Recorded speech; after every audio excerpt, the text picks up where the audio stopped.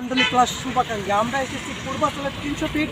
এই মুহূর্তে আমাদের সঙ্গে আমাদের গেস্ট, ঠিক আছে, আমাদের ম্যানেজার স্টেট হসপিটাল গাজীপুর ব্রাঞ্চের ম্যানেজার মোহাম্মদ রুহুল ভাই এবং সহকারী ম্যানেজার, ঠিক আছে, আমাদের রাহান প্রামাণিক ভাই। আমরা 13 জন মানুষ উপস্থিত।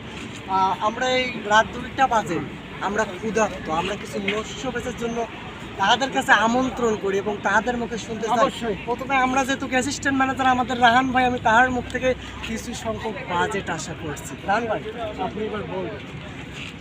রাহান ভাইকে বাজেট নিয়ে বলার মতো তেমন কিছু নাই। রাহান ভাই কিন্তু আমার বাজেট নিয়ে কি বলবো, আমরা মোটে আসছি কয়জন, 10 থেকে 12 জন। 10-12 জনের খেতে এমনটা লাগবে।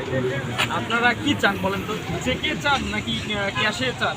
আপনি চেক দেবেন না ক্যাশ দেবেন, আপনি ডিসিশন নেবেন।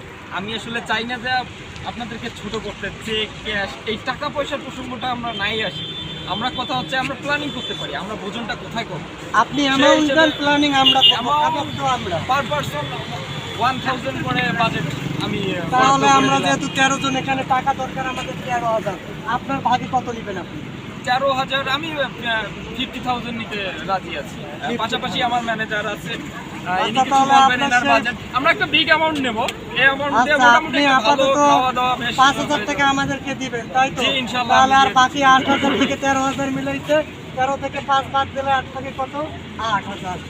এই বিষয়ে আপনার কি মতামত? আমরা কি 8,000 টাকা পাবো আপনার কাছে?